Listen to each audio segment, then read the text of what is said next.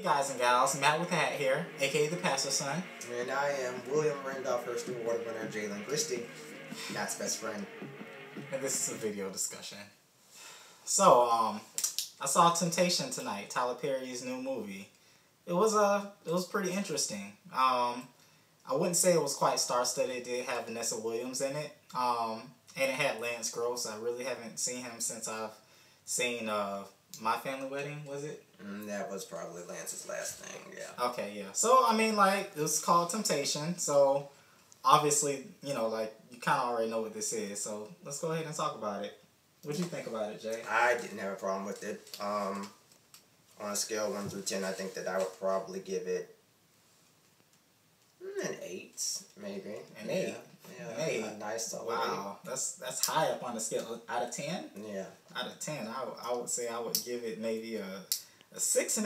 That's a problem. A 7. Yeah, that's an issue. That's it. Yeah. Well, I don't know. I kind of think the movie, you know, is classic Tyler Perry.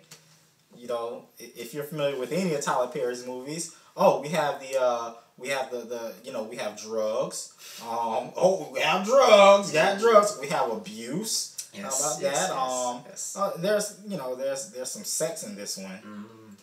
And there's the Christian values. Oh, yes, of course. Yes, so I mean, like all the elements are there. Quintessential. Yeah, right. Yeah. You know. Yeah. Hey, if it ain't broke, don't fix it. Don't fix it. No. Tyler Perry ain't trying to fix nothing because he don't think nothing broke.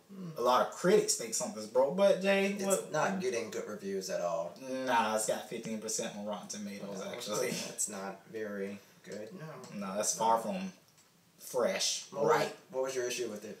My issue with it was that it just kind of first it started off very slow. Classic love story, you know. The two characters in love met, you know, when they were 6 years old, and they grew up together, and you know they're deep in love and getting married and all this stuff. You know, it's at a very, very slow pace. I think there's a lot of exposition. Yeah. I disagree. Oh, okay. I thought that Tyler did good with this one. Exposition is obviously needed to have a book or a movie flow properly. I didn't really have a problem with it. Mm-hmm. There were some things towards the end that kind of got a little dramatic, but overall, I don't think that this is one of Tyler's best movies, but I certainly don't think that it warrants the kind of response that it's gotten from critics. I think that he pushed the envelope with this one. I think that with Temptation, he was trying to set a tone of being scandalous, dangerous, and seductive. And I like Scandal. Everybody likes Scandal. And everyone does like Scandal, except for me. I'm not one of the people that watch Scandal. I watch The Walking Dead. But, I think that Tyler did okay with this one. Okay. I didn't have a problem with it. Well, I think we can both agree that Tyler's best movie is The Family That Prays. Yes, it is. Family That Prays. So now Lathan being knocked over the desk in the restaurant. But here's another thing. You know, like Tyler Perry likes to kind of demonize every woman in his movie. This is true. Yeah, it seems to be a running gag with Tyler. Yeah. And you know what? You know, it's just the movie was kind of full of cliches, if you ask me. I mean, you have the demonized male here. I mean, like, this guy was basically Satan. I mean, really. He even drove a red car. Harley. Yeah, Harley. Okay. Harley. Mm-hmm. He even drove a red car. How about that? That's so funny that you say that because, in all honesty, when I saw the movie, when the character of Harley was introduced, the first thing I said was, "Oh, that's the devil." Yeah, so he was seduced. That's the thing about the devil. I feel as though that if you're not careful, you can succumb to certain things, and I think that's what happened to Judith in the movie. Well, you did actually mention something. You said that it wasn't over the top. Is that what you were saying?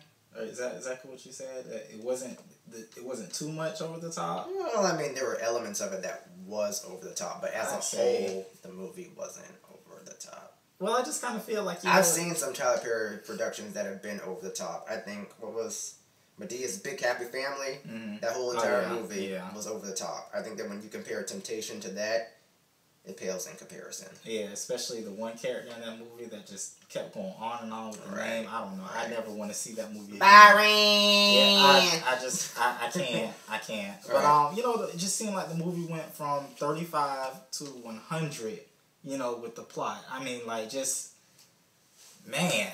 Okay, point out something specific. Okay, Exactly. alright, okay, like, specifically, alright? Spoiler alert. Alright, whatever. Okay, so the character Harley, you know, is basically Satan, you know, is basically Satan. And what was the name of the girl? Judith. Judith, okay. So Judith is having an affair, and suddenly, you know, like it's revealed that the character Brandy, there's another character, Brandy. Played by Brandy Norwood, but we don't know her. Oh yeah, that's right. Darn it, yeah. Okay, so find out that she has AIDS. And then we find out that Harley has HIV. Okay, yeah. Okay. So she has HIV, and we find out that Harley actually gave her HIV, and it's like, oh snap, you know, like what's her name again? Judith. That's right, Judith, right. We find out that Judith also has AIDS because she's been sleeping around with Harley. Judith also got beat. So this Only is once though. But this is all revealed within like maybe 15 minutes. All of it. Towards the end. The HIV, the beating. Oh, and Harley gets beat. So I mean, like, it's all revealed. It's called a climax. Alright. The exciting conclusion. I mean, man, we were really going up that hill fast then, man. I mean, wow. I didn't have a problem with that part. I thought it added to the suspense. So yeah. I don't think it was that suspenseful. I mean, it was just, I don't know. The movie has a great, I don't know. I wouldn't even call it a great message. I don't know. The message is there. The message is everything that glitters ain't gold. Ask questions, especially in 2013. But she was also in a dull.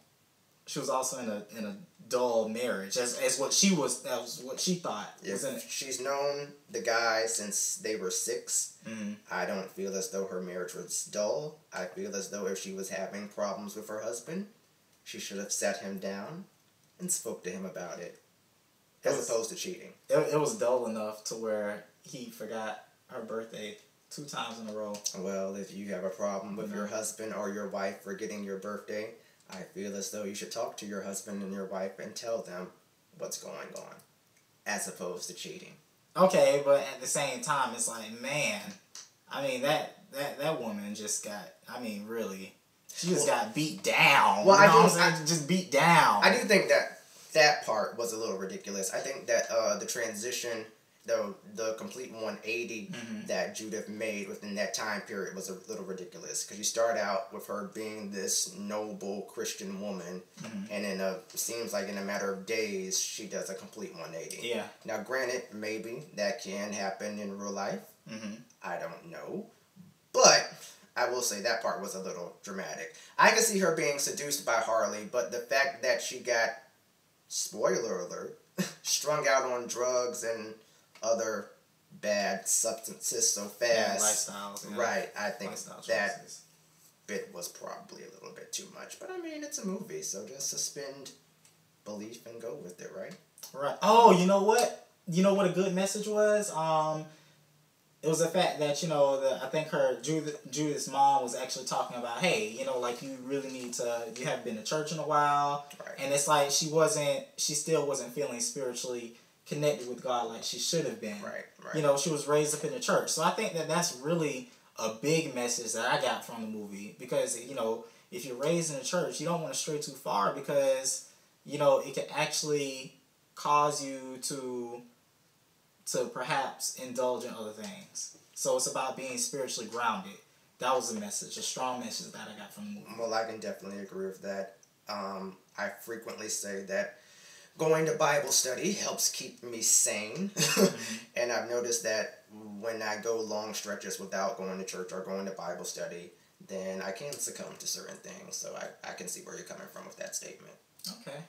Well, Jay, you gave it an 8. I gave it an 8. I'm proud of my 8. All right, and I gave it a 6.5 to maybe 7. kind of, maybe I'll just go ahead and say 6.8. So that's a D. I gave it a B. You gave it a D. No, I gave it a. Well, I could say 65. I could say maybe a C. I'll say a C minus. That's better. Yeah, I'll say C minus. So there you have it.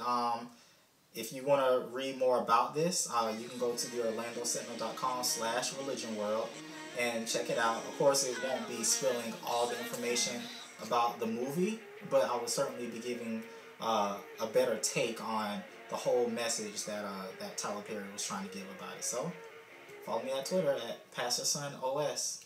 Take care.